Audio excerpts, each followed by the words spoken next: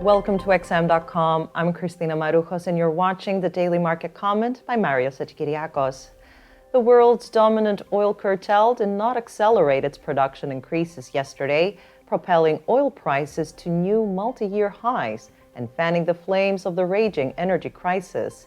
The risk is that this energy shortage will kneecap economic growth by squeezing real incomes for consumers faced with higher bills and simultaneously keep inflation hot by inflicting more damage on struggling supply chains. Central banks cannot fix supply shocks, only governments have the tools to intervene. The unfolding crisis has left its mark on equity markets, with Wall Street closing sharply lower on Monday.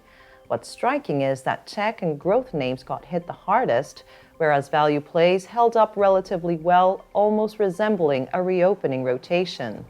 This likely comes down to Treasury yields, which refused to play along with a defensive mood and instead ticked higher as inflation worries remained on the radar. Admittedly, though, equity markets have been remarkably resilient. The S&P 500 is only 5% away from its record highs, which suggests that dip buyers haven't thrown in the towel yet, despite the escalating risks. Without any positive catalysts on the horizon, this sense of nervousness is unlikely to fade until the earnings season kicks off in 2 weeks' time, at which point corporate executives will shed some light on the magnitude of the fallout. In the FX sphere, it was a relatively quiet session. The US dollar was relatively stable, unable to capitalize on the uptick in yields or the general risk-off tone. As for today, all eyes will be on the ISM Services Survey for September. It will provide crucial information on the growth outlook, supply chains, and inflation, as well as how the labor market fared ahead of Friday's employment report.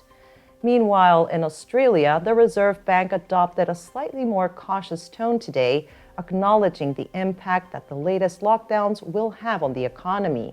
The reaction in the Aussie was muted. The real fireworks might be in the New Zealand dollar early on Wednesday, when the central bank is widely expected to raise interest rates.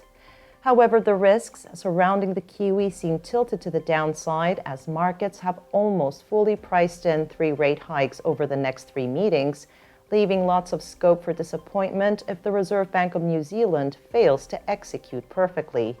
Thank you for watching today's Daily Market Comment here at XM.com.